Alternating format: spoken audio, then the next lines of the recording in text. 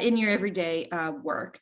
So the work that we'll be doing this week will teach you not only the design tools and exactly what they mean, but we'll also have the ability to test out what some of these practical applications will be.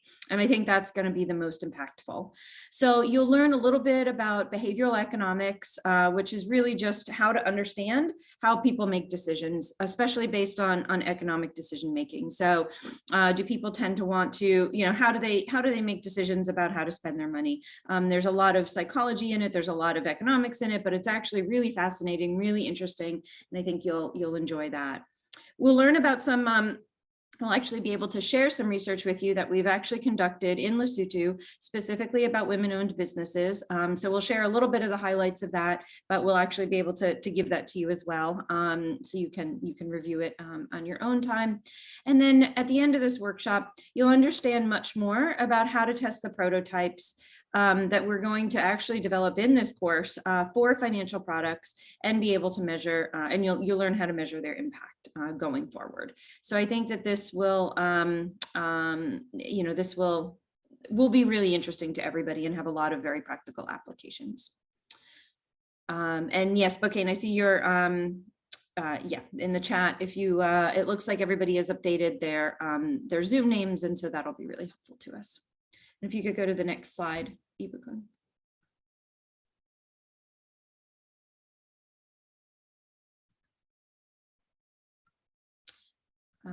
So I think that is, the next slide is just an introduction to all of us. So as I mentioned, my name is Kate. I am an Associate Director of Financial Inclusion Program at Innovations for Poverty Action. So though I'm located in, full-time in New York City, I have traveled a lot. I have actually been to Lesotho. Unfortunately, it was only been once, and it was right before the pandemic. I loved my time there, and I was so excited to be able to go. And so I'm very sad that we're not able to do this in person, and we have to do this on Zoom. But I think it'll still be very influential. I've been working in the financial inclusion space for over 10 years now, so I've got a lot of experience with this. Dr. David West, do you want to introduce yourself? Okay, hi everyone, and welcome to this great course. And nice meeting you all. My name is Yinka David West, or Ola Yinka is the full name. I'm a professor of information systems at Lagos Business School and leading sessions primarily around digital transformation. Interest in financial inclusion is as one of those tools and utilities that can help provide developmental and societal change. And so that's where we're working at. Excuse me, my phone's just ringing. All right, so nice meeting you, and I'll be taking some of the sessions in this program as well with Nkem. So Nkem, over to you then. Thank you very much, Professor David West. Thank you also, Kate, for all the amazing work you've all done, and also great thanks to all my colleagues, distinguished delegates.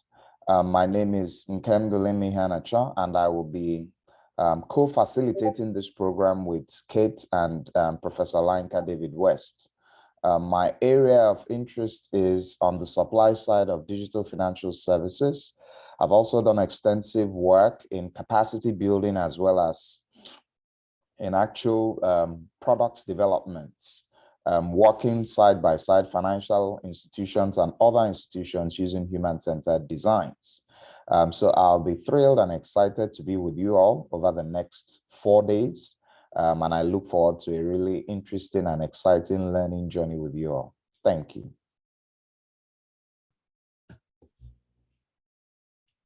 Great. So I think we can go to the next slide. So just quickly to give you some background on who we are again, Innovations for Poverty Action is actually a research and policy nonprofit. We are located in Washington. The headquarters is located in Washington, D.C., but we actually focus on 22 different countries around the world and have many different offices in those 22 countries. We've been doing this for almost 20 years now, and our goal is really to create and share evidence. We do do a lot of different types of research, and we work across a lot of different sectors. We work in education, we work in financial inclusion, we even work in peace and recovery efforts. We've done over 850 evaluations around the world, most of those focusing in those 22 country offices. And we work in close partnerships with many different researchers around the world, and we have a lot of other partners that work on delivering the programs, including governments and NGOs, and as well as the private sector, including financial service providers like yourselves. Feel free to check out our website for more information at any time. And the next slide.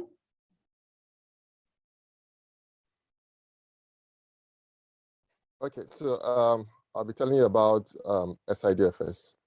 SIDFS is the Sustainable and Inclusive Digital Financial Services Initiative at Lagos Business School. So our goal is to enhance the responsiveness of financial services providers to create and deliver compelling value propositions to excluded segments, particularly the poor, women, and rural dwellers. And so our work cuts across 4 pillars. We have the equip pillar, which essentially involves capacity building programs and human-centered design lab, which we deliver to financial services providers as well. So we do research essentially to enhance the evidence base of financial inclusion in Nigeria. And we also do several engagements just to facilitate thematic conversations among key decision makers in the financial inclusion ecosystem in Nigeria. And also we do advocacy just to keep the ecosystem informed about the latest trends in financial inclusion in Nigeria. So this is just a brief overview of the Sustainable and Inclusive Digital Financial Services Initiative at Lagos Business School. I'll be happy to provide our link, the link to our website and additional information if required. Thank you very much. Okay, so let's get started. We'll start now with, we've gone through the welcome and introductions. We'll actually explain a bit about what human-centered design is. We want to make sure that the definition is clear and that people really understand what we'll be working on. We'll actually start getting our hands dirty a bit today and defining what we are calling the opportunity. You'll hear a lot more about it. We'll also, of course, let everybody have a quick break and then come back and start thinking about customer research. So this is a cornerstone of what human-centered design is. We really focus on the customer. And so we'll start by asking those questions about what the customer's needs and wants are. We'll do a quick summary at the end and we'll prepare you for day 2, which will be Thursday at the same time, 2 p.m. in Lesotho. I think, yeah, if we can go to the next slide. So as we get started on the workshop, a couple of ground rules. I'm sure you're all familiar with this after a long time on Zoom, but in general, the idea is just to be respectful of others and to make sure that we're all heard in a way that is, we all share our ideas and understand what each other is saying. The wonderful and really fun thing about human-centered design is that there's really no crazy idea. So you'll see we start with really big ideas and we start with kind of the wackier, the better. So we start with things that seem like they're not possible, and then we whittle it down. We take some of those pieces of these crazy ideas and we then create what are going to be, legitimate, tangible ideas. So the idea is to really be open. Don't be quick to judge others. Embrace this unconventional thinking. Start with your mind open and have fun with it. That's really what we strive to do. In general, we want to mute mics unless you're actively speaking. That way we can all hear each other. I don't know if we'll have any broadband or internet connection issues. So that's we just want to be mindful of each other and make sure that we can all hear everybody once they're speaking. At the bottom, there's a little reaction button, and so we can use that. There's a raise hand feature picture or a, a thumbs up sign. You can also feel free to chat anytime. If you want to put comments in the chat on the right under the participants, you can write in any questions that you have or comments that, we want to make sure that participation is high and people feel comfortable in a conversational style as much as possible. So whether that's speaking or in the chat function, that's fine. We do want to encourage video use, because we are unfortunately not able to do this in person. We want to be able to see you. We want to know, we want to be able to see facial reactions and be able to talk to each other. One of the good things about doing this on Zoom and not on the phone is that, we have the option of video here. So for as much as possible, we would like to use video. If there are internet connections, we can talk about how to reduce the use of that. But in general, we would like as much video as possible. And just being respectful of each other's time, being to the point when you do speak. I think we've now all renamed ourselves on Zoom, and so it should be easy to identify each other. And as a reminder, we will have a certificate at the end upon completion of the workshop. So in order to get that certificate, you'll need to attend all 4 Zoom workshops, participate actively, and that's about 80% participation rate. There will be breakout sessions where we'll be in groups and you'll have to discuss, and we'll be monitoring those to make sure that there is active participation by everybody's part. So just be mindful of that. And then at the end, you'll be able to receive your certificate. And I think that's it, unless anyone else, unless I've forgotten anything or anyone else from Lagos has anything to add. We can move on. Okay.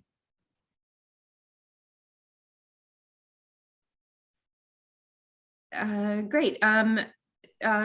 Lagos, do you want to take over the icebreaker? Great. Thank you so much, Kate, for kicking that off. Ladies and gentlemen, we're going to be moving deep now into the session. But before we start, we actually want to sort of get us all better familiar with ourselves. So I would call on each of our participants to tell us one thing very unique and interesting about yourself that nobody else knows. And I'll start off with myself. I'll say something here that nobody knows. I can see my colleagues, they're all beaming with smiles, eager to find out. I actually used to like to drink a lot of beer. Back in the days, I used to take a lot of Nigerian brewed beer. So that's one thing about me that my colleagues don't know. All right, so I'll call now. You will just forgive me if I have any challenge with the names. I'll call on Bokang now. Bokang, can you tell us something about you that nobody else here knows?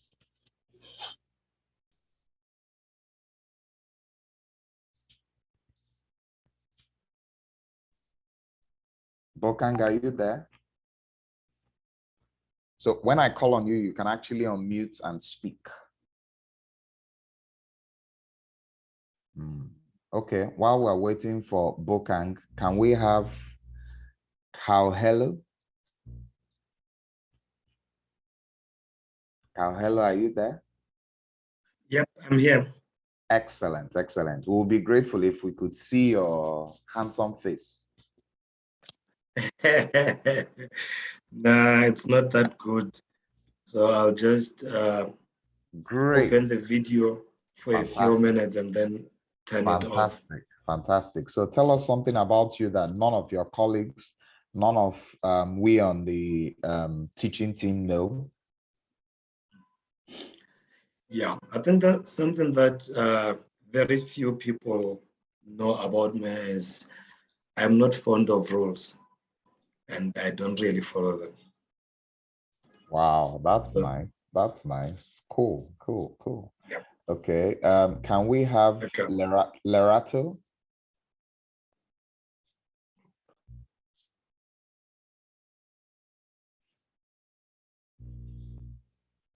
Lerato?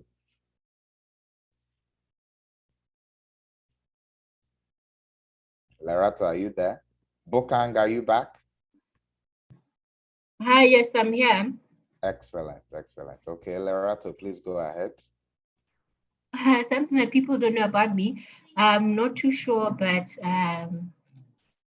I'm quite artistic, I guess, which is contrary to the type of work that I do. Wow, wow, you're quite artistic. That's fantastic. Great, great. Bokang, can we hear from you now? All right. What did you say we have to do, Doctor? I said you should tell us something about you that nobody else knows. Nobody else here knows. I love my food. Wow. Wow, wow. That's terrific.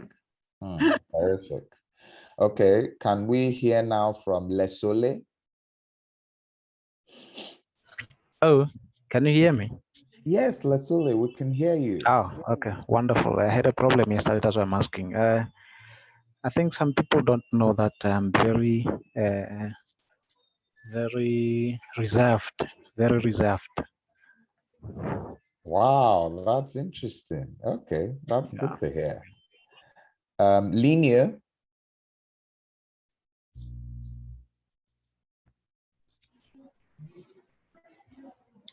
Hello. That will be Dineo. Dineo. Yeah, linear. That's one thing that people don't know about me is that I'm not soft. They see frequently, but I'm not really soft. Wow. You're hard not to crack. That's fantastic. That's fantastic. So can we hear from Mpahane or Mpapayan? Sorry, I apologize once more for the pronunciations. Oh, okay. I thank you. I would advise you to choose the Shari one. It's easier. Wow, I like that. I like that. I think what people don't know about me is that I'm actually very tall. I look short because I'm white. Wow, I like that. I like that. That's really terrific. Really terrific. Okay, can we hear from Nyakalo?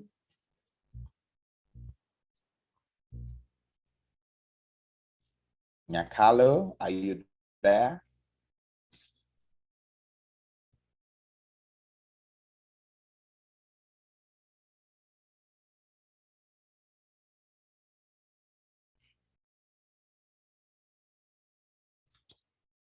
Okay, while we're waiting for Nyakalo, can we hear from Ramakopoi?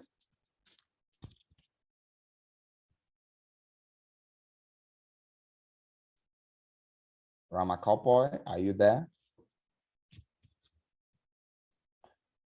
Okay, can we hear from Sechaba? I'm sure Sechaba is here. Pretty sure. I think they were having some tech issues. Yeah, so Chaba is having tech issues in Kemp. Oh, tech issues. Okay, Yeah. okay, that's fine. That's fine. Okay, can we hear from Tuso?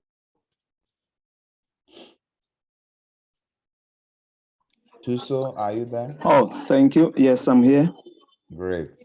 You got my name quite correct. It's Tuso. Great, great. Ooh, So well done to you. I feel terrific. Yeah, you're welcome.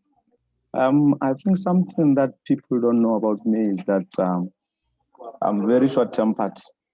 That is something that I've been working on since I was young, so they are not aware.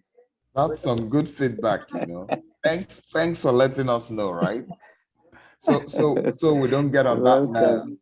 All right. Can we now hear from Tlaya?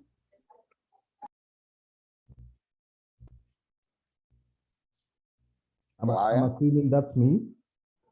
Yes. Go ahead. It's actually Tladi, but the simpler one is Kele. Okay. All right, thank you. All right. Hi everyone.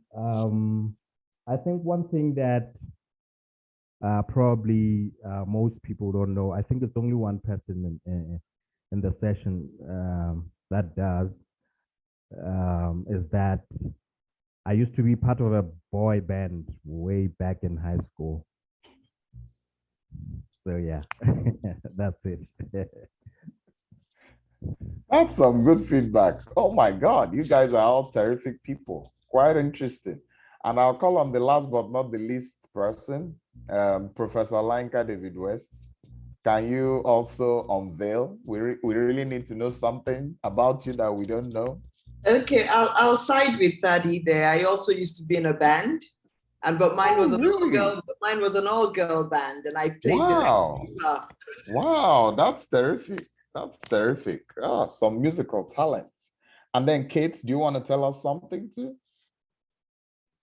Sure, nothing that interesting, but I've been to 42 countries around the world. Wow, that's terrific. Ooh, I look forward to attaining your record someday.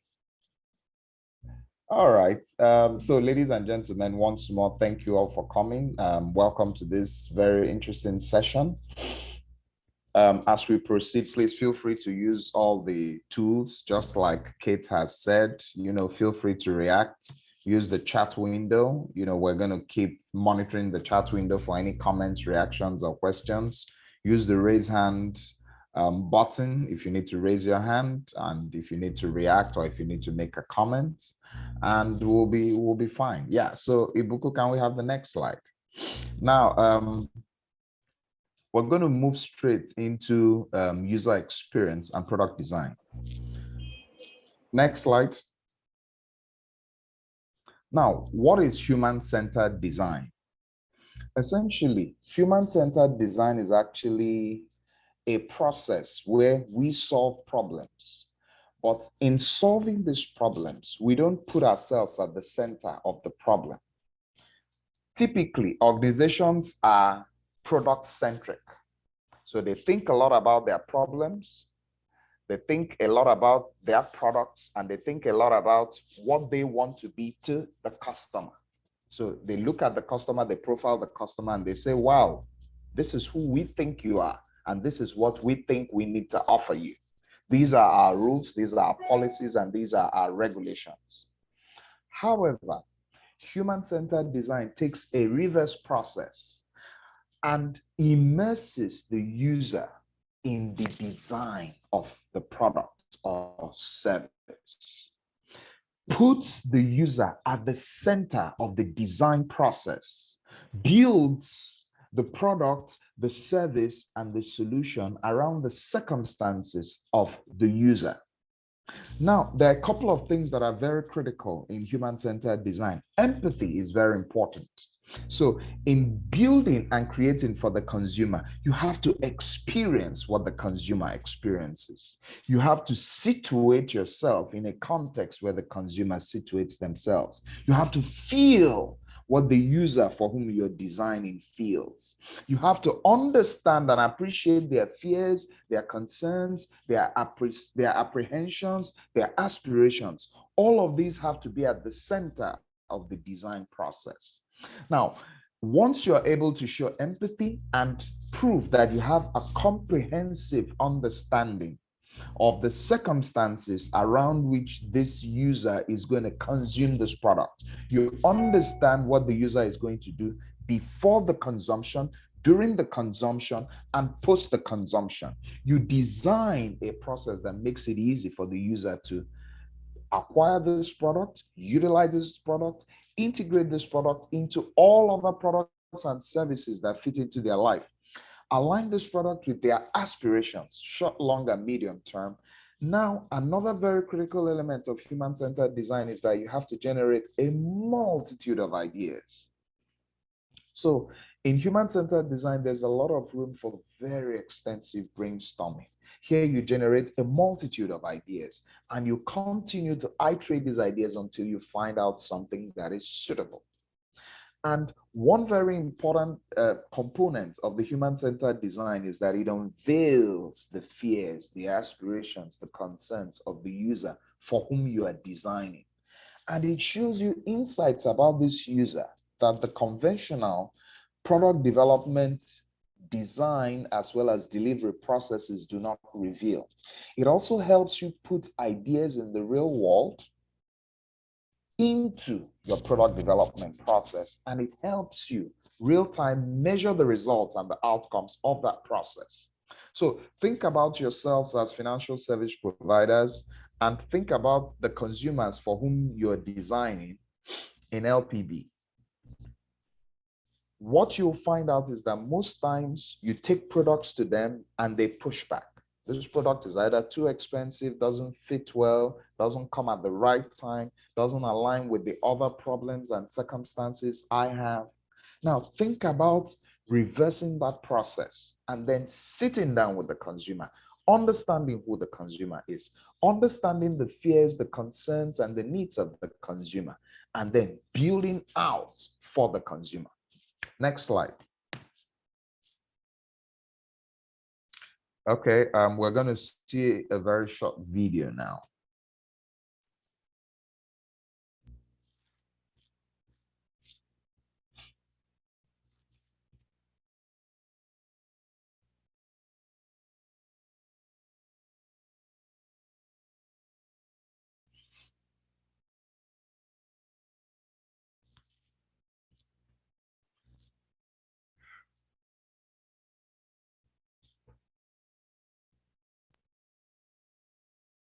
What is human-centered design and why does it matter? Also known as design thinking and user-centered design, human-centered design puts people at the core of its products and programs. It's about designing with and not just for the end user, aiming to truly meet the needs of the beneficiary, customer, or client. Just another buzzword? Let's break down exactly what human-centered design is and why it matters for the global development community. Human-centered design has its origins in the private sector, in fields like user interface design and human-computer interaction. While the development community has long recognized the need for more participatory approaches, the sector still receives criticism for designing for problems instead of designing for people. But what does it mean to design for people? Before creating a solution, development professionals must thoroughly understand the problem by engaging with communities and individuals, spending time with them, listening to their concerns, and understanding the specifics of their lives. This process involves the rigorous collection of qualitative data, which is turned into deep insights about a target audience and then is used to design a set of workable, personalized, data-driven solutions for each specific community or country. This means it's inherently built from what works in a given context, instead of trying to adapt an existing solution to fit unique circumstances. The next stage of human-centered design is prototyping. Prototyping is about getting ideas into the community to get active participation. Organizations can create a rough prototype that is introduced into the community for feedback and further refined into a pilot. This may seem like a lot of work before you begin to implement a solution. What makes it worth it? Development practitioners are already harnessing this approach at international organizations like UNICEF, philanthropic ventures like the Gates Foundation, and private sector development companies like Chemonics. Here are some benefits that they have shared. 1. It checks assumptions. Human-centered design helps organizations develop and build on new and ambitious ideas, rather than dismissing them out of hand before they have a chance to prove their work. 2. It helps us cut waste. Human-centered design is a process that, if executed well, can drastically change the way we use and spend resources. 3. It helps us forge new partnerships. Human-centered design brings together different types of thinkers and makers, people who bring different disciplinary perspectives, cultural understandings, and creative abilities. Above all, it pushes us to get into a project with questions, rather than catch-all solutions. As human-centered design becomes more commonplace in global development, here are a couple things to remember as you apply it to your work. First, have a solid grasp of what human-centered design is before deciding that it's the right methodology for you. Do your research and look thoughtfully within your organization or project to understand if and how human-centered design could add value. It doesn't have to be all or nothing. Rather, there may be elements of human-centered design that can complement and support what you're already doing, and other elements that are less relevant or too resource-intensive. Human-centered design is new to our community. Applying the method takes a shift in mindset. Be open, give it a try, and let us know how it works for you. Are you using human-centered design in your work? Share your stories on social media using #GlobalToLocal and visit globaltolocal.devx.com for more insight.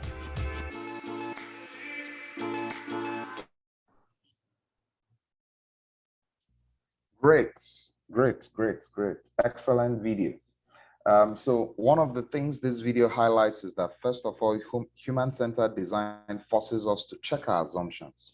Check our assumptions about the consumer, check our assumptions about the circumstances of the consumer, and check our assumptions around how the consumer consumes, utilizes, and deploys this product or service we're offering in solving their problems. Human-centered design cuts waste. So lots of times you don't have to spend a lot of time designing products that fail when they get to market. And then thirdly, human-centered design forces us to think about the customer as a system. So we're not just plugging or offering a financial service, but we're asking, how does this financial service or how does this financial product fit into the life cycle of the consumer? And that forces us to think partnerships. So who else can we partner with to create a total complete solution that would solve a comprehensive problem for the consumer? Can we go on slideshow and next slide?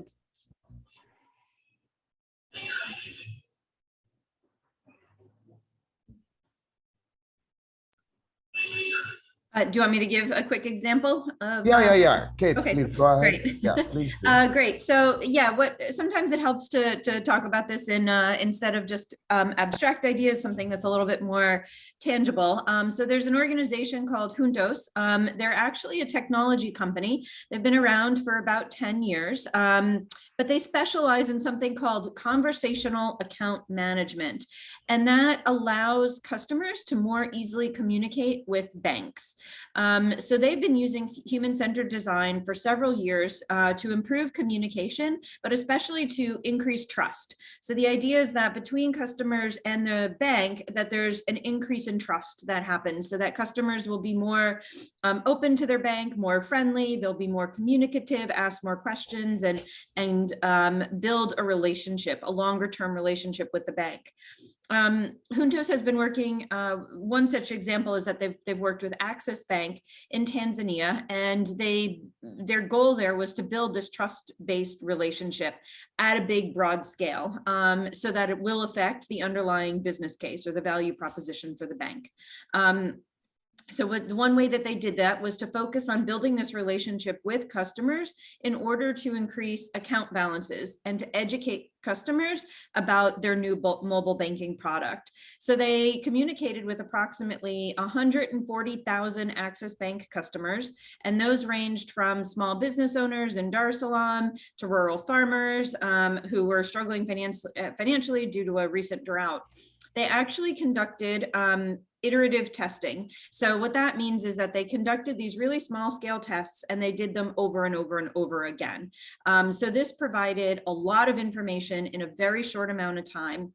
The testing lasted approximately 4 months. They sent 125 different messages to customers in order to optimize content. So the idea was to figure out, well, which messages are the most effective, which ones work the best. And so they did that over and over again. And eventually at the end of this, and we're going to talk about this, having control groups and treatment groups. And at the end of this time, they were able to actually increase account balances by 8%, the average account balance. And those messages were really, the cost associated with them was sending the SMS message, which is fairly low cost. So we actually included a case study on the e-learning platform that you should all have access to. So I'm just giving you a very brief highlight here, but there's a lot more information about Juntos and the work that they do, and it's all on the e-learning platform. There's a case study.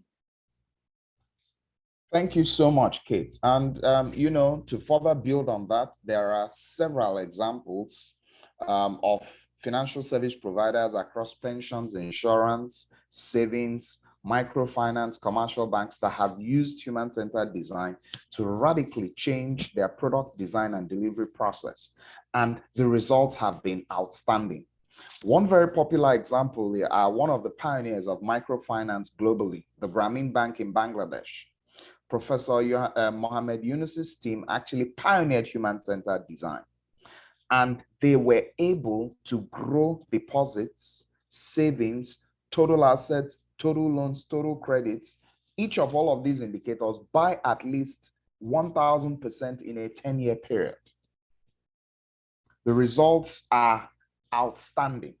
However, the challenge is that organizations find it difficult to go through the discipline of following through the process, understanding the customer, gaining executive support, iterating and ensuring that the product is actually custom built and custom designed to meet the needs of the consumers, and then roll out of the product.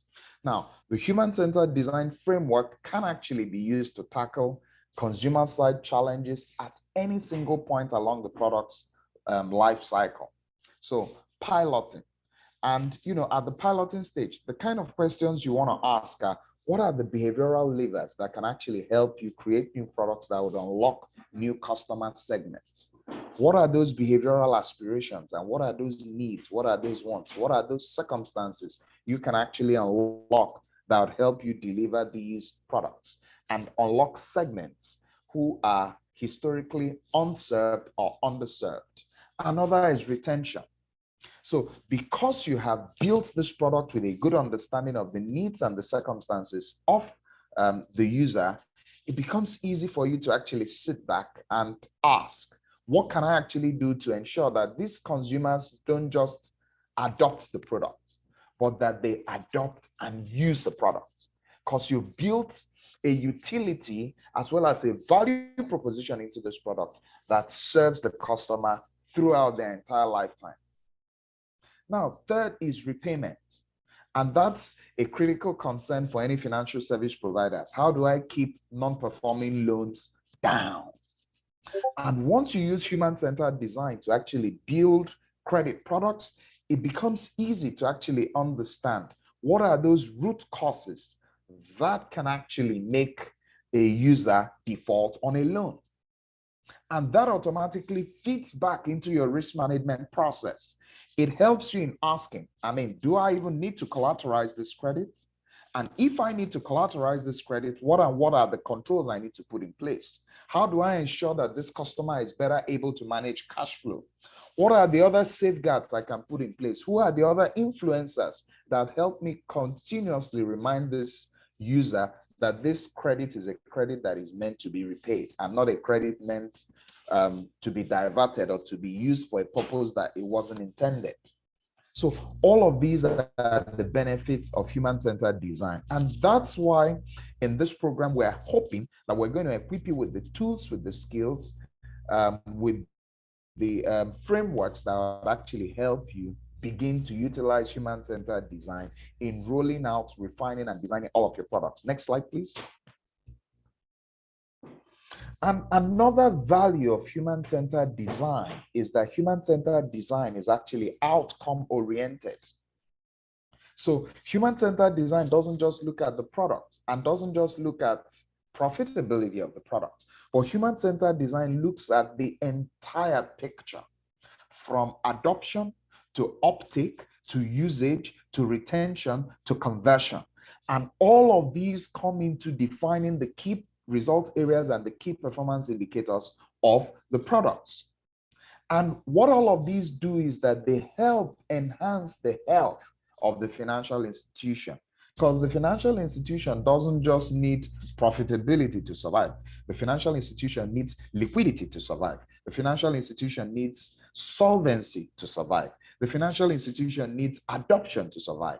The financial institution needs spread to survive. And all of these are the benefits human-centered design will deliver as you roll it out. Next slide. Now, the human-centered design has 3 stages: inspiration, ideation, and implementation. At the inspiration stage, you're sort of thinking and asking, what are the things that actually inspire this product? At the ideation stage, you're now settling down and you're sitting to ask, how do I actually turn these inspirations into tangible ideas? How do I actually turn them into actionable products? And then at the implementation stage, you're now asking, how do I roll these ideas into actual products that would solve real problems for the customer? Next slide. Now let's look at what happens at the inspiration phase. We're going to carry out an activity now, defining the opportunity. Next slide. Now, in defining the opportunity, I can see Bokang asking a very important question, a common challenge with dormant accounts. That's fantastic.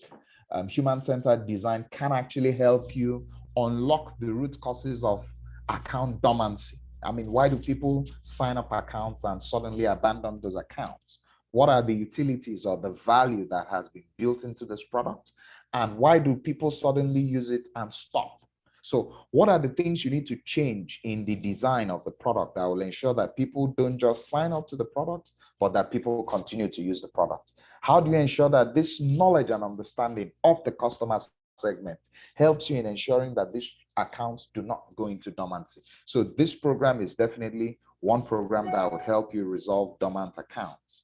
Now, in defining the opportunity, you typically start by highlighting the internal priorities. So for LPD, what are our internal priorities? What are those things that are most important to us?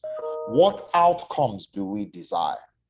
You know, how do we actually want to look like at the end of the period, at the end of the year, at the end of the month, or at the end of the quarter, or at the end of the decade? And then the next question is, along the lines of our internal priorities, what critical customer segments are we prioritizing? Which of them are we targeting?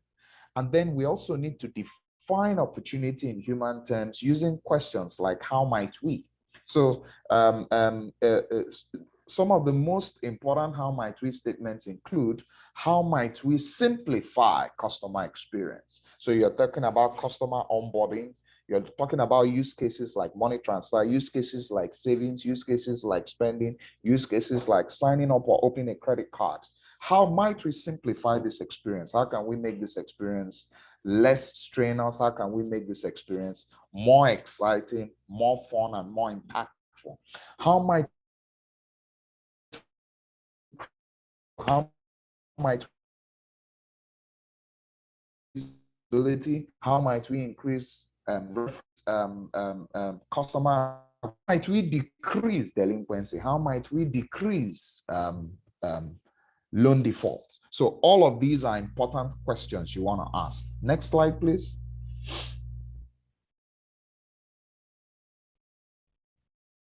Yeah. So customer segmentation is a very important component of the human-centered design process. Now, one big error lots of financial service providers globally make is actually looking at customers. Customers are heterogeneous. Customers are broken into segments. Customers have preferences. A farmer in the south part of a country is different from a farmer in the eastern part of the country. The crops they actually plant are different. Their priorities are different. Their aspirations are also accordingly different. A Harvard Business School study actually found out that 95% of new consumer products fail each year because of poor customer segmentation. So it's very important you understand your customers. It's very important you are able to bulk and group these customers into the appropriate segments. And it's very important you are able to determine the sizes of the segments, the attributes of the segments, the priorities of the segments. And it's important that the channels through which you reach those segments are channels that these segments actually prefer to be reached or communicated through. So you don't just say, my communication channel is strictly print media or social media or post or using influencers or moving through the open market. You have to understand, who are these segments? Where do these segments exist? What are the priorities of these segments? And how might I best reach these segments? What customer segmentation leads to is what? Design and delivery of better products, design and delivery of better services, more targeted marketing, and then more relatable, acceptable, and appreciable products.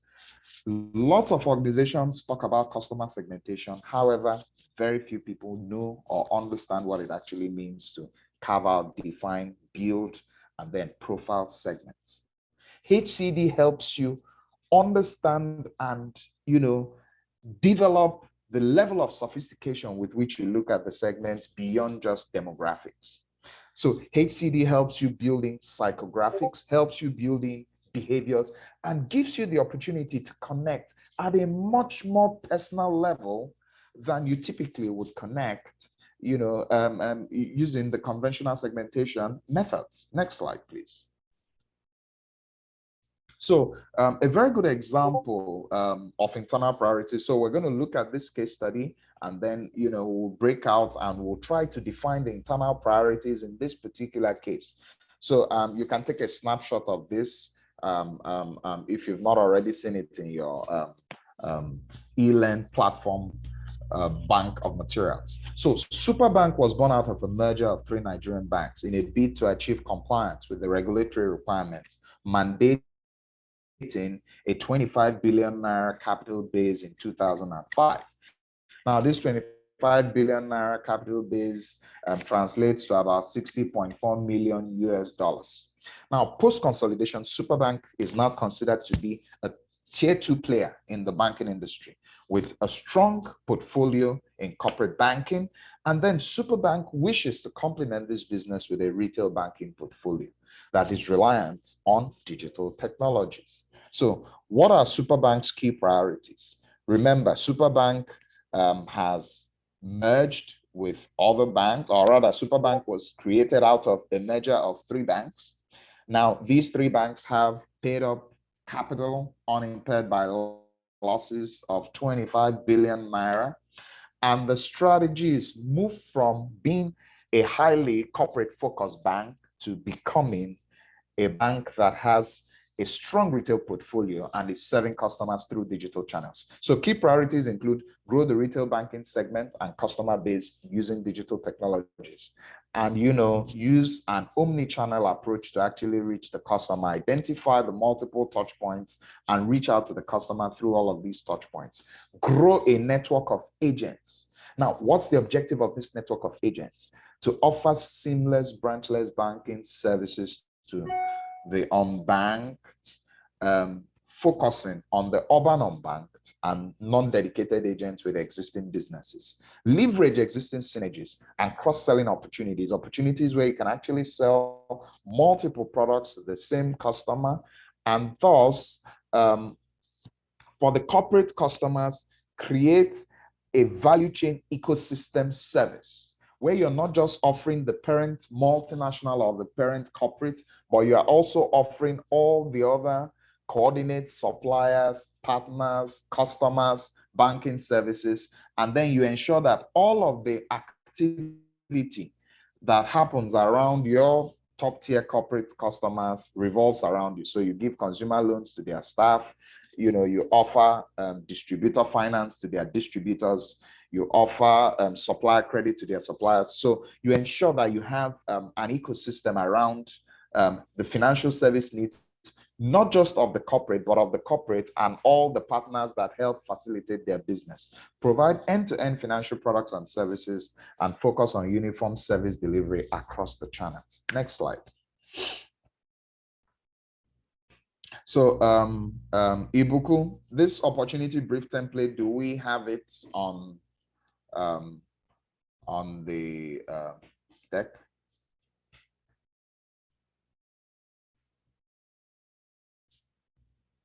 Yes, it is. So how many groups do we have? So we're going to split them into some breakout rooms now, but I think it's just to let them, this is what they're going to be doing in those breakout rooms and to explain how they're going to go through each box, understanding. Yeah.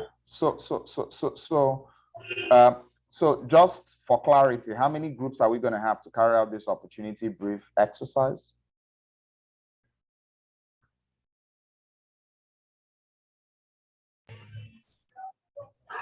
Everyone's going to split into, I think, about 3 breakout rooms.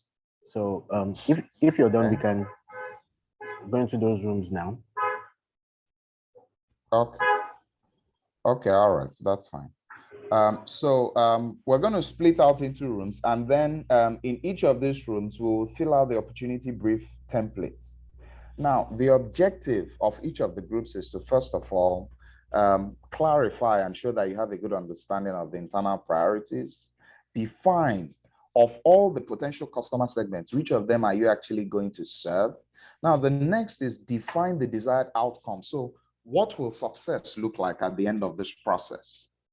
And then I want you to draft a how might we question or statement using the following titles. How might we, for instance, increase our customer base by, so speaking to specifically what you want to change for the target audience.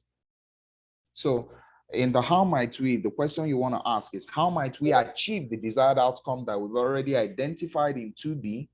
And then you want to state the action you want to carry out or the action you want to see for the desired customer segment. And then you want to sense check this opportunity to actually make sure this opportunity makes sense. So you want to ask, is this opportunity viable? So in trying to ask the question of viability, you're asking, what's the size of the addressable market?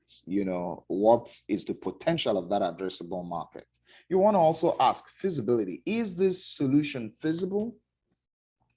The solution you're offering, given the opportunity you've defined, is it feasible?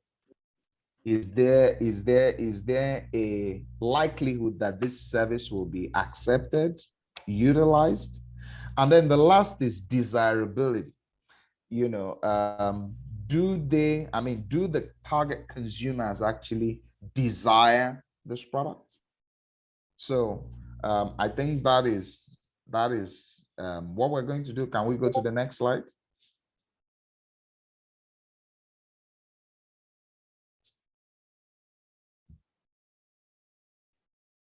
So I want you're now going to break us out into groups. So how long do we have to stay in these groups?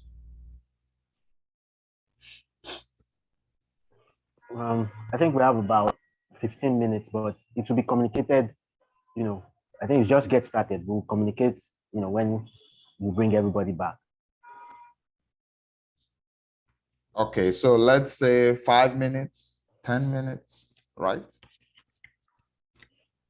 Yes. All right. Okay, so let's get into our groups. If we can also drop the opportunity brief template as an email to everyone, or on the Zoom chat, it will be helpful. I'll be moving around each of the groups to actually see what's going on and what they're doing. So I think we can be sent into our groups now.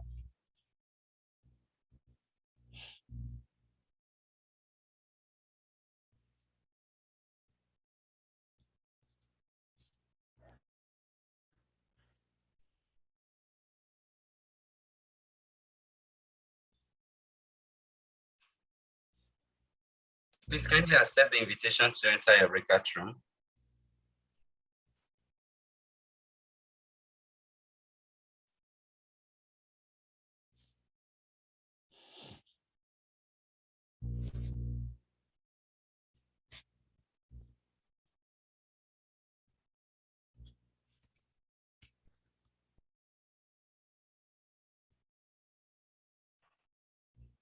Prof, I think you can hop across rooms, you and Dr. Nkem.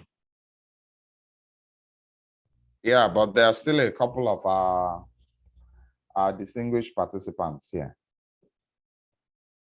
Tatelo, Sechaba, and Kumunso. Have you assigned them to groups, Emmanuel? Yes. Sechaba is in group 2. Okay.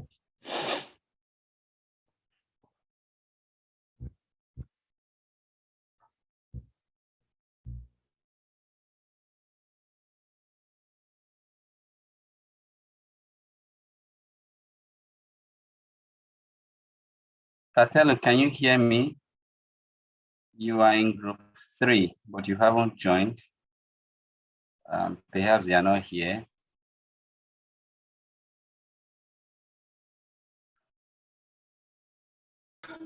No, I'm here.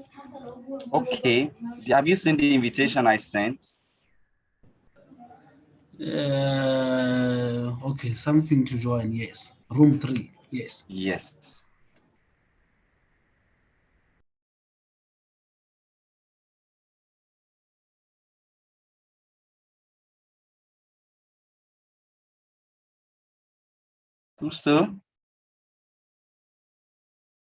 So you're in room 3.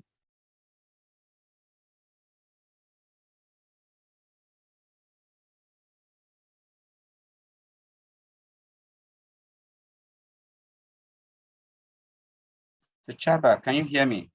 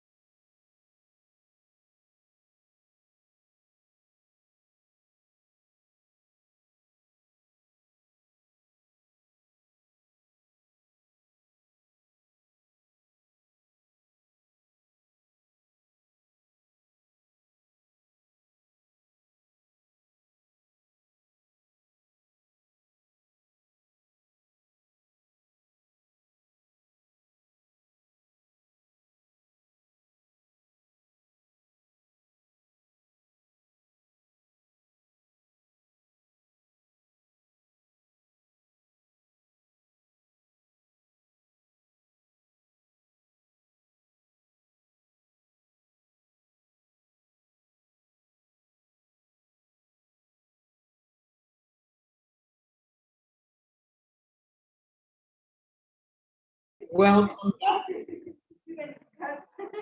Welcome back, everyone. And so what was the experience? Were we able to draft out or craft out an opportunity in our groups? Group one, do you want to just give us a brief, can you just read out your how might we statement, group one? Group one or room one? Can we read out your how might we statements just to give us an idea as to what you're thinking? The people in room one, yeah, room one was the room that Kate actually worked with. So you have Lerato, Lesole, Linium, Boroto. Yes, can someone just read us the how might we statement or put it in the chat? So we just have a feel of what the conversation was about and where we landed as an opportunity.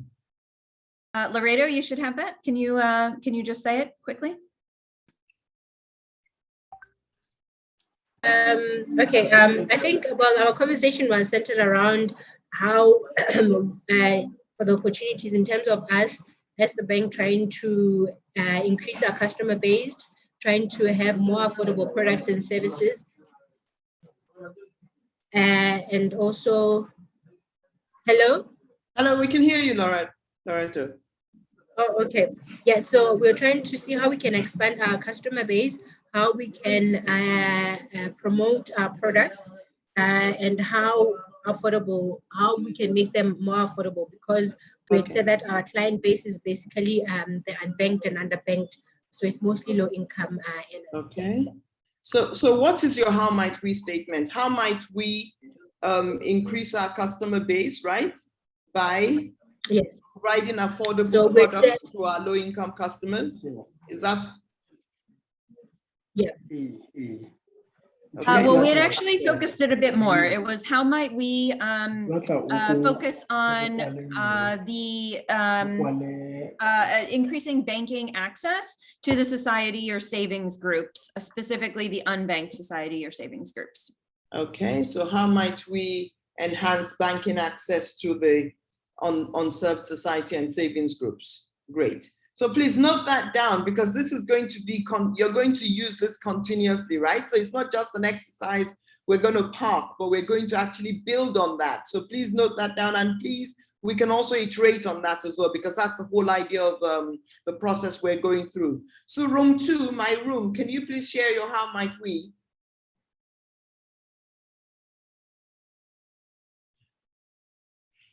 Room two, who is going to share for us?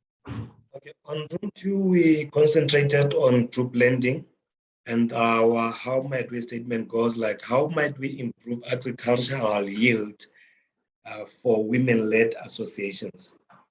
Great, thank you. Group three? Group three? Okay, group two, that's the group with Bokang. Okay, go ahead. Yes, I was in group 3, but we were not yet finished by the time that I was out of the group. I don't know what happened, but we were discussing about increasing market share for low to medium income women-based products. And then, yes, and then we were going to use our digital channels as a platform for that. Okay. Yes, we were not yet finished, but somehow I find myself out of the room. Okay, so but we're able to craft a how might we statement. I don't know if Bokan can just read out the how might we statement or so. No, it's fine. Let me just do. So the statement says, how might we improve savings and access to credit for low to middle income women? Okay, great. Fantastic. So thank you very much. I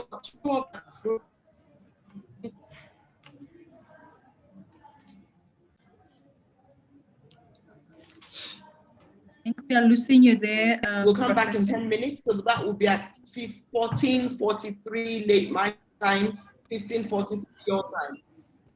Sorry? Okay, so got it. We'll go for our 10-minute break. All right, thank you. Great, thank you very much. And we'll see you in 10. Okay. Noted.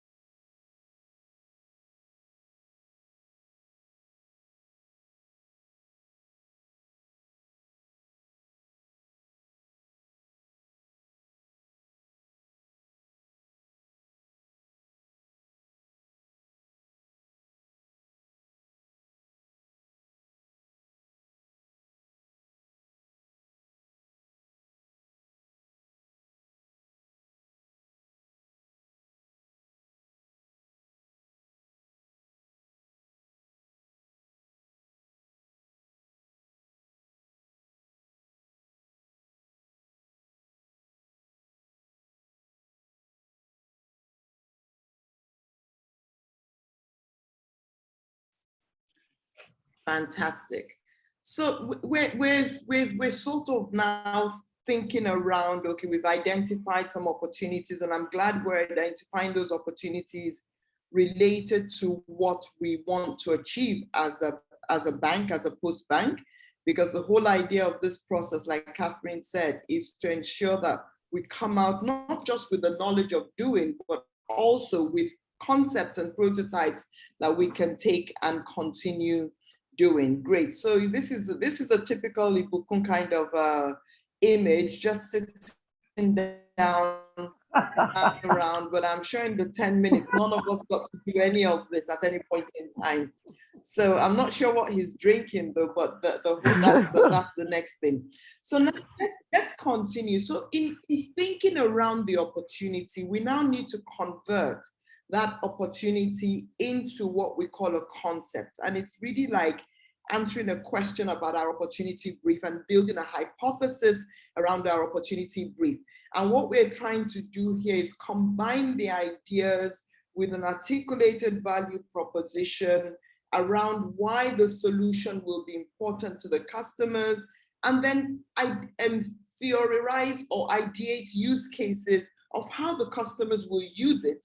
And this is now that we're taking this concept more into a refined and more thinking form around it. When we go and conduct the customer research, it's around the idea and our thinking around this concept that we're going to engage in customer research, build our prototype around. So what we're going to do with this concept creation is, first of all, let's even try and name our solution.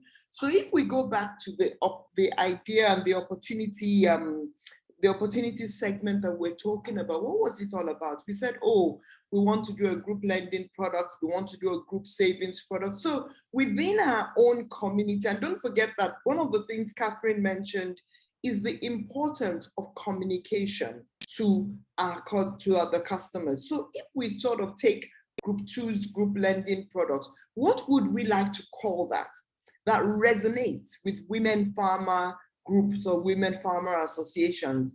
Or if we take group three's idea opportunity, which is a group savings product for rural communities, what types of names will we be giving to these products and services? Any thoughts, any ideas? Any naming? You know, this is now, we're now getting a bit more creative and putting names and words to things. Any thoughts, group 2 or group 3 or group 1? What would you like to call your product? Because we have to sort of give it a name now. It's almost, you know, it's almost like you're naming your child. Any thoughts? No hands up. I don't see any hands.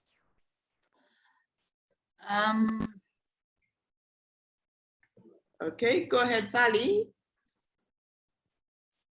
Okay, so I think before we put out a name, it's going to have to be in Lesotho, so that it's relevant. So I'm not sure if now saying a name now would actually relate to you guys in Nigeria or the US.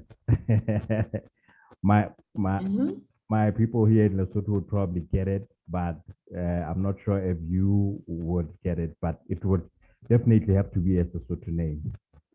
No problem. And that's the whole idea. So it's really for us, we don't mind if we don't get it. We're not important, right? We're just trying to help you. We're facilitating a process and the ideation stage. So if you had to give it a name, whether we get it or not, what would resonate with the customers you're targeting? Lali, try us out, don't worry.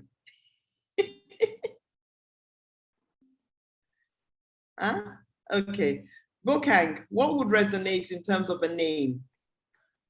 I'm sure that Itladi does have it, he just doesn't want to say it. I am thinking, because the target group here is women, and I'm thinking of a name called Masindle.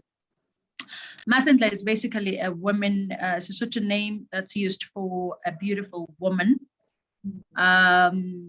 This is hypothetical anyway. So yeah. I'm also looking at the features or the possible benefits that Masentle would actually give as a product for women. And I think the name also resonates with any type of a woman looking at the market, the unbanked and underbanked market. So that does not necessarily prefer a specific woman. So we are not talking about the status in terms of wealth or education. So that's what came to mind. Thank you.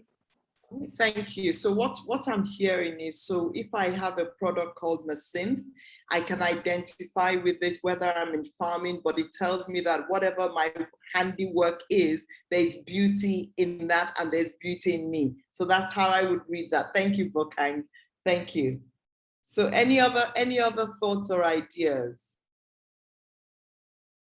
Okay, great. So when we're thinking about our concept, first of all, we want to look at name the solution, because again, naming the solution begins to give it some identity as well, and it begins to give it some grounding and some depth.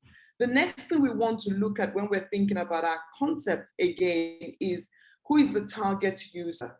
And defining the target user as, for example, we have women associations, we have rural dwellers, we have youth, and those kinds of target users, which is also trying to answer a question around who is going to be using my solution, because we're trying to narrow it down from this broad product or broad specific and define the target user. The next thing we want to do on the concept is, again, put some narrative around the concept or the idea. So what is the solution that we're having? Now, what is this? So let's give some description, a short description in terms of how does it work.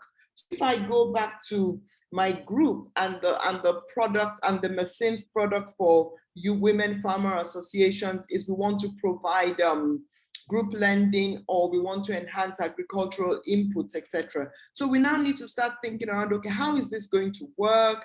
Are they going to, so we're trying to describe the solution around how this group lending feature is going to work. The next thing we need to think about is also, it's important that we identify and think around this. Why is it important to that segment of customer? And when we say state the value proposition of your solution, so why do you believe it's important? So why is this important to young women associations? So in my group, we talked about, in terms of when we looked at the feasibility side of the opportunity brief, right? We said, there is a lot of importation of food, so there's a high demand for food, but that's almost like the demand side. So now let's look at the supply side or the customer side of these women farmers. Why should this be important to them? And so we're trying to understand why, in our own opinion, why do we believe? Because when we're going to look at do our customer research, one of the things we need to understand from that is, what are their aspirations, what's critical to them and what's important to them, and build this into either the product from a feature perspective, from a communication perspective, or from a channels perspective in general. And then when we've done that, the next thing we need to ask and think around is, what are the different use cases? So when we're thinking about the women farmers and the farmer associations, for example, can we start to imagine or conceptualize or draw out how and where and when they would actually be able to use this group lending product, for example? So if you think about, so we want to provide a group lending product to women farmer associations. Are they going to do it from within the bank? Are they going to access it from outside of the bank? Are they going to access it from their association headquarters? So let's start to think around the different use cases of how they can access it. And I think there was another proposition from Group 2 regarding access to inputs and equipment, right? So how are they going to access this equipment? Would it be via digital tokens that they can go to somebody that's selling chicken seed and fertilizer and say, I have this digital token and I'm going to exchange it for this? Is it going to be for rental of equipment? So as we take into describing the product, we're also now going to be thinking about, okay, what are the use cases around where this product can be used, how it's going to be used, and when it's going to be used for each of the consumer products that we're proposing. And this now becomes a more viable or a more concrete and tangible concept that we're going to continue working with in all. So let's go. So Ibukun, do we want to sort of go into our groups for I think we still have some time. And this is a sample concept canvas, which is the next tool that we're talking about. So in this kind of, on this concept canvas, we have a target savings product for SMEs, MSMEs, right? And what we're saying here is that, who is the target customer? We have a segment within the Nigerian market, which we call confident optimists. And these are women that tend to be formally employed or self-employed. So they're not your low income earners, but they're more formally employed. They're socioeconomically active, but they have income volatility and they have the power to make financial decisions and the high savings deliberateness and the prioritized savings frequency in banks. So that's the segment and the description. So when we're talking about our product, the product description is when opening the account, customers determine the total savings. So it's a targeted savings product that they want to save each period. A monthly savings target is, they define their goal, and then the monthly savings target is calculated based on their preferences, and then the account functions similar to a fixed deposit income account. So that's the description of the product. And why is it important to the customer, to these young women or these confident optimists, like we've labeled them? Basically, we've said that it's important because the interest rate will enable them grow their savings. So the interest rate from the deposits as well will enable them grow their savings. And then the targeted nature of the savings ensures discipline, accountability, and then it also ensures that they can actually reach their goal and they won't divert the funds for other uses in that sense. So while we're saying it's your money, it's accessible to you, you're saving towards a goal and an objective, but then again, it's also ring fenced. And so that's why it's attractive to them. So they don't have an emergency one day and then go and dip into that source of funds and move on. And then some of the use cases that we've defined here in terms of how and when. So they could be saving for a business investment. So for example, when we're talking about the women farmer associations, they could be saving to buy their own equipment rather than maybe going to rent the equipment and whenever they need. They could be saving to invest in their children's school fees or invest in education. Another thing they could be saving for is a way to keep monthly income safe, and then to separate this income from monthly households. Because I don't know about how many of you who you sort of you have a conceptual plan in your head, but then again, because you still have access to the money, you feel that, I can just borrow from it this time around and I'll put it back, etc., etc. So thinking about the use cases is also getting us more to name and feel the product or service and be able to work and identify with it in a different way. So I'll pause for any questions around the concept, and we can just go into our breakout rooms for 5-7 minutes and then come out again before we move to the next section. But do we have any questions at this time? Or do we, again, Ibukun, you advise, should we go into breakouts or should we try and do it in plenary? It's up to you. You're my master. I think we still have some time. Okay. So yeah, about 7 to 10 minutes. Okay, great. So do we have any questions? And we're going to go into the same groups again, so it's easier for us to pick up where we left off. Any questions at this time? Okay, let's open the rooms then. So we have 7 minutes to do this.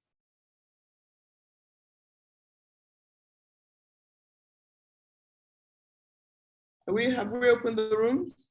Great, I'm going to join my room too.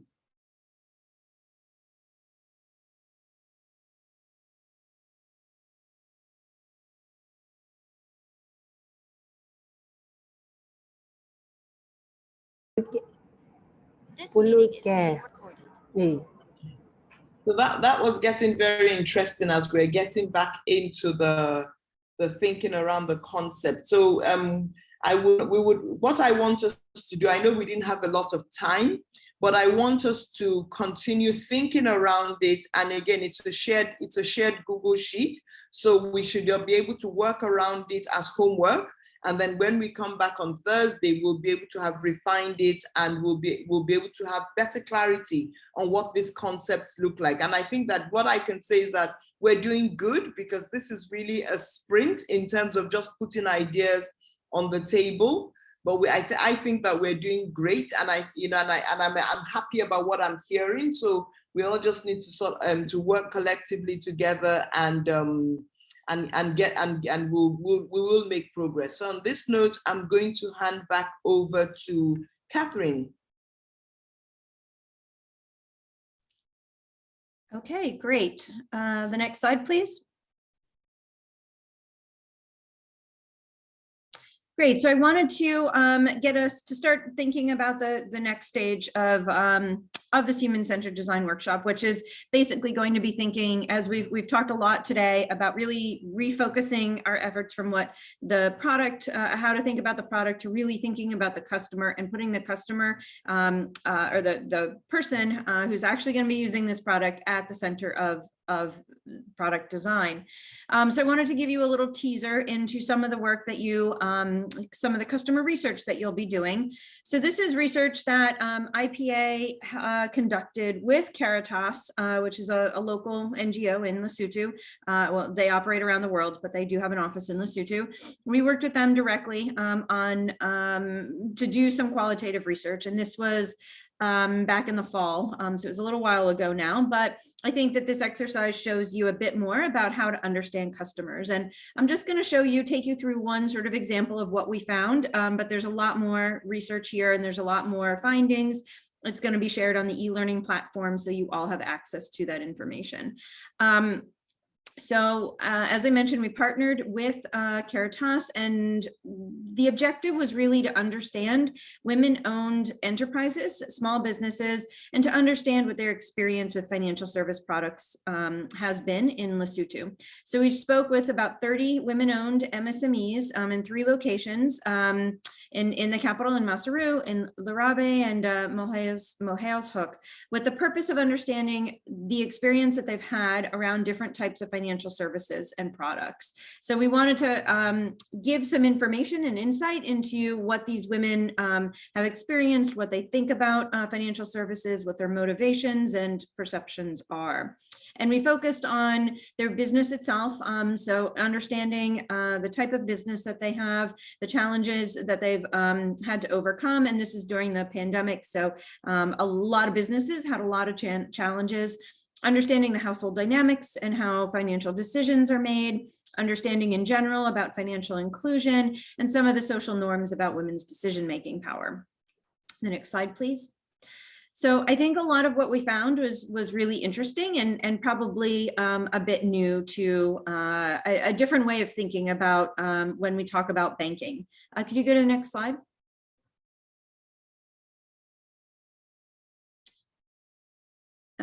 Ibuku, are you there? Can you, there we go. So we started by understanding, what is the problem statement? What did we find?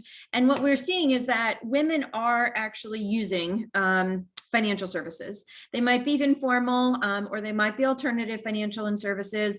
So they're not necessarily all formalized. They're not necessarily through financial service providers, but women are active participants in finances, both in their daily lives, in their households, and in their businesses. They want safe and affordable financial services, but they're not finding that the right product to meet their needs, not from formal financial institutions. And so we found really 3 trends that we saw throughout speaking with these different women. And the first was the one that I'm going to talk to you a bit more about, that they don't have necessarily the right product to meet their needs. And we have a case study from Esther to sort of highlight this. The next slide. So we really talked to all these women about their banking status. And one thing I think we bring up a lot, we talk a lot about banking status around being banked, unbanked, or underbanked. And I want to push back on some of those definitions and have you think about them maybe a little bit differently. So we actually heard 4 different types of banking status in these interviews. The first one was a fully banked person. So that person has a bank account, currently an open bank account that they actively use. They have a specific purpose and goal in mind. So that's how we defined a banked respondent. There are also quite a few people who are multi-banked, so they have more than one account. They could be at the same financial institution, or it could be across different financial institutions. So they might have opened a bank account at Postbank and Standard Bank, or another bank, or it could be that they have both a current and a savings account at Postbank. They're actively using them, and they have a very specific reason for choosing those specific banking products as well as those specific banks. So it's, they could have different purposes in mind. One could be for saving for their children's education. It could be that they opened it for a very particular reason, like their employer was direct depositing their salary into their account, and it happened to be at Postbank. So that account is for one specific purpose, and that's been their main account for several years. So they would have, different types of accounts for different purposes. Then in terms of being unbanked, what we typically refer to are people who have never had a bank account. So they've never opened any account at any financial institution. We would call those never banked. So they have a very specific idea of what it means to have a formal financial institution. This could be something that is real, like they're expensive, or they don't have an account that's right for me. Or it could simply be a perception of the bank account, like, oh, that bank isn't for me. That's only for for wealthy people. That's only for salaried people, or that's only for government workers. So it could be a real perception, or it could be something that is, something they've heard about, a rumor, or, an incorrect assumption about the value of the account or the value of the institution.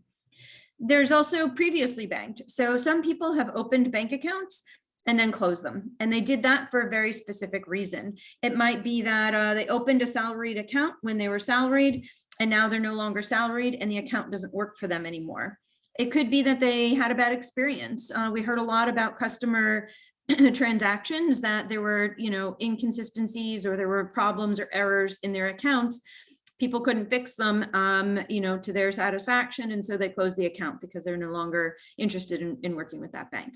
So these are really the categories that we saw in talking to these women. So I think, what I want you to take away from this is the idea that people fit narrowly into categories, that there's actually a lot of nuance and there's a lot of thought that goes into, it's not just a matter of, well, if we open an account nearby, or if we give them a bank branch a couple of miles down the road, that they're automatically going to open the account. That might work for some people, but there are other kinds of barriers that people, or challenges that people have to overcome in order to really want to open that bank account.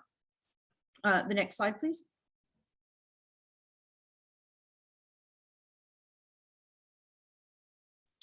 Great. And actually, what you can see from the people that we spoke with, the multi-banked group was actually the most frequent. So more people than any other category had multiple bank accounts. And you can see here that we broke this down into kind of defining them. We see this wide variation in how people perceive bank accounts and what they think about them. So the average years of business varies greatly between different bank accounts. The amount of how many people have registered their account, I think, is very interesting. So you're less likely to see registered small businesses in the previously banked or never banked category, but people who have registered their business are more likely to have multiple bank accounts. So I think that's an interesting correlation. And then people have very, specific perceptions or experiences with bank accounts across all these groups. We do see that there's a lot of savings accounts, or there's a lot of savings behavior that doesn't necessarily get reflected in savings accounts. So people are actively saving and they're actively using their finances through their business or their household. They're just not necessarily translating that to a formal account. The next slide, please. And so this is just showing the difference between those who have never opened a bank account and those who have opened one, but closed it.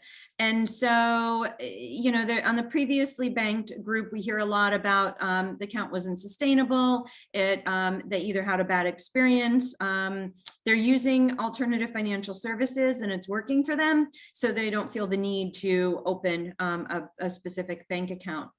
And the never banked, we see a lot of psychological barriers. So it's not necessarily that the bank is too far away or that there are too many fees. It's that it's not right for me. So whether or not they're, you know, they might think because they don't have a salary or because they're not a government worker, that it's not the right account for them. It's not something that they can use, or that the bank would even want them as a customer. They've heard a lot of rumors about fees being high, or there have been problems with their friends, and they're just very, very hesitant on the bank account. So you can see that communicating with customers who have already had a bank account and already had an experience with that bank account is quite different than somebody who has never opened a bank account and who thinks a lot differently about these. So we don't want to lump these customers into the same segment, into the same category of unbanked, because they think about these things very differently, and you're going to have to communicate with them in a very different way. The next slide, please. Actually, let's jump to the next one. So here's just an example of you know, a case study of one woman. This is Esther. She the name is changed, but she's a real person. So she's a brick maker. She owns her own business. She used to work in a salaried position, but now makes bricks. Brick making is a male dominated field. So she had a lot of challenges when she started her brick making business. There were a lot of non-paying customers. They didn't take her seriously. You know, she thought her business was too far from the road. So she had a hard time actually being able to bring her bricks to market. But she realized what that problem was and decided to make some changes. And so relocated her business to to an area where there was more traffic, and she actually was able to increase her demand. Her business is all in cash, but Esther is actually very proficient at using her smartphone. So she markets her bricks on WhatsApp. She uses Facebook.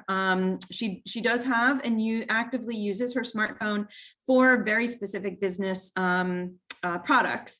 And she actually does also use you know, she'll use mobile money as a way to pay either through her family members or through for her business purposes. So buying some products, some inputs for her business, or other such things, she'll actually use M-Pesa.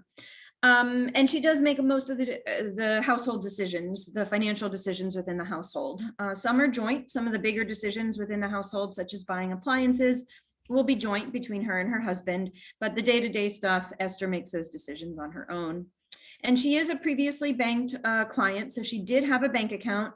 It was because she was a salaried worker, and so her wages were deposited, and she had a very good experience. She liked it. She actually appreciated the bank account and used it for more than just her salary. But when she became a brick maker, the fees at the bank charge were just too high, and she, you know, didn't see the purpose for it anymore, and wasn't able to justify the high cost of the fees with what she needed the bank account to be used for at this point. She did have a small problem with ATMs at one point, but that didn't seem to be an obstacle that she couldn't overcome. But the bank account really did not fit her new lifestyle and really didn't speak to the needs of what her business meant, so she closed it. She does, as I mentioned, she does use M-Pesa, and so that pretty much meets all the financial needs that she has at this time through her business and her life. So I think Esther is a good example of how you have someone who is somewhat financially sophisticated in her thought process. She understands banking, understands financial inclusion, and you know, what she can use her finances for, but has not found a product that actually meets her needs. So the question really becomes, how do we design a product to really help with this particular case? And though Esther may seem like, you know, just one person and maybe has very specific needs, her needs are not very, or her needs are very similar to a lot of other very small businesses, especially women-owned businesses. And I think that there are changes that can be made in current products that are already offered to be able to meet her needs.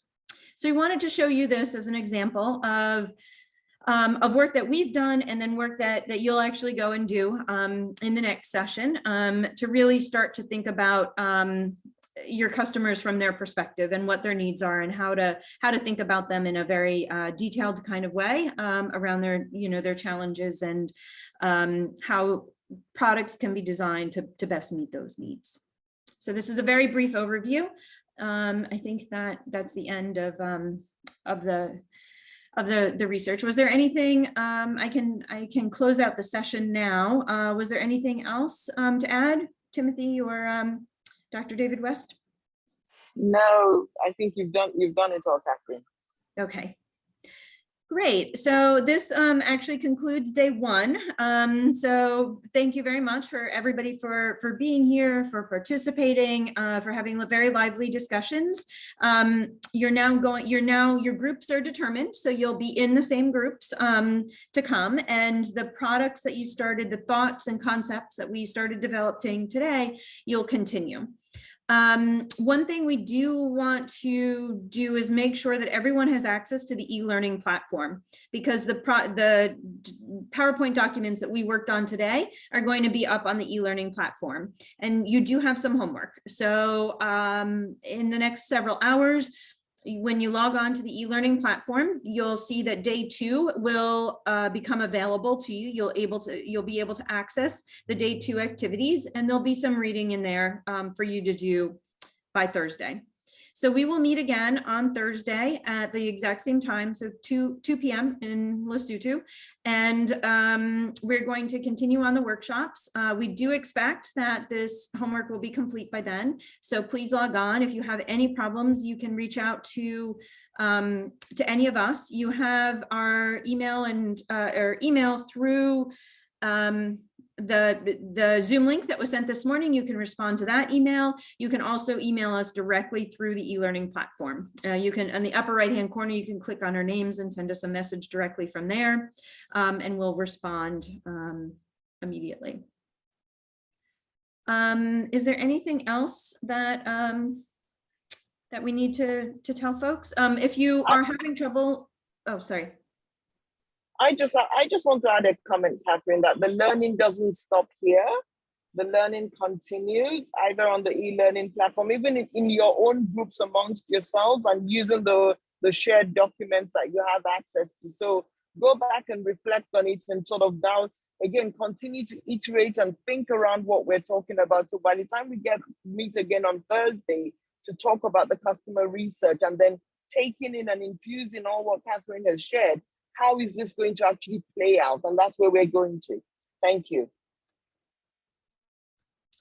If anyone is having trouble with the e-learning platform and hasn't been able to log in yet, we're going to remain on the Zoom link, both Lagos and myself, and we'll stay here for the next 15 or 20 minutes, and we can help anybody to resolve those issues. We want to make sure that everybody is logged on, that everybody has access to it, and that there are no problems with that, because we will be relying heavily on the platform for information. That's also where you can find your certificate at the end, and it will remain open to you for a bit of time after the workshop is complete. So if there are materials that you want to go back to review, if you want to, you'll be able to talk amongst yourselves and share ideas on there. If there's other information that you want access to, everything is on that platform. So we'll remain on the Zoom link. If you have any questions, please stay and we can address them. Otherwise, we look forward to seeing you Thursday at 2 p.m. Bye.